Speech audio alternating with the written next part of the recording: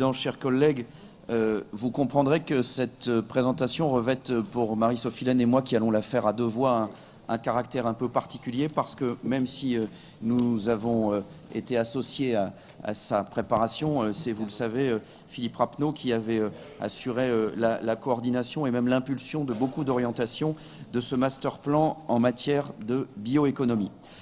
L'objectif de ce master plan est de faire de la région Hauts-de-France un véritable leader européen de la bioéconomie d'ici 2025.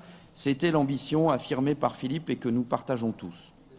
Pour cela, notre région dispose d'atouts considérables sur toute la chaîne de valeur de la bioéconomie, de la ressource à sa transformation, en passant par la recherche et l'innovation, pour accroître la valeur ajoutée et investir dans de nouveaux débouchés.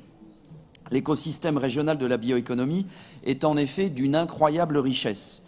Nous disposons de pôles de compétitivité reconnus, d'une production locale en matières premières renouvelables, d'une agriculture diversifiée, d'un haut niveau de formation de nos agriculteurs, de laboratoires de recherche et d'entreprises de rang mondial. Tout ce terreau très favorable permet donc de fixer des objectifs ambitieux et réalistes et d'espérer relever des défis économiques nouveaux.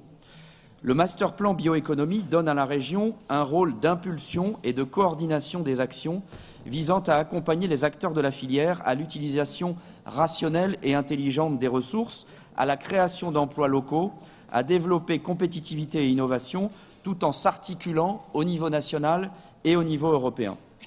La bioéconomie, vous en avez tous entendu parler, elle a incontestablement le vent en poupe et la région, je veux vraiment que vous en soyez convaincus, a des atouts pour prendre une place tout à fait particulière dans ce domaine au niveau même européen.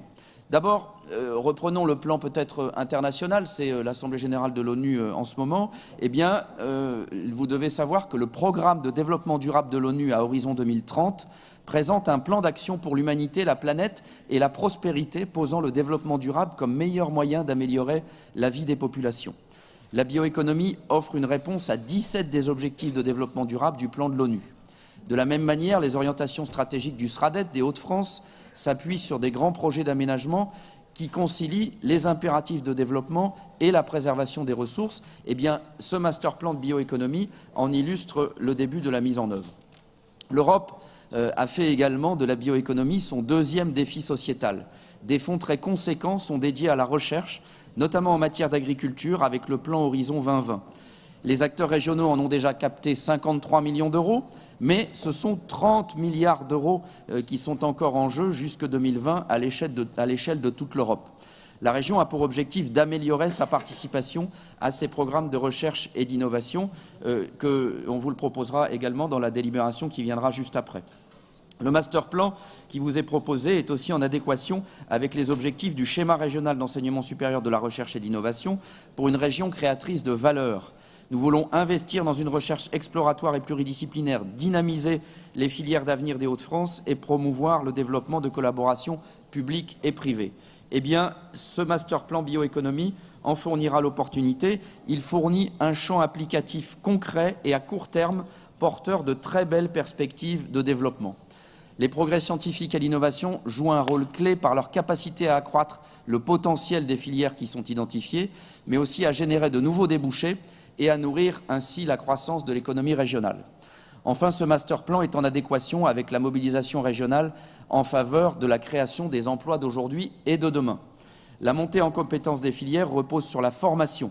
La bioéconomie impacte les métiers proposés dans ces filières. Ce sont 32 métiers de la chimie du végétal et des biotechnologies industrielles qui ont ainsi été identifiés.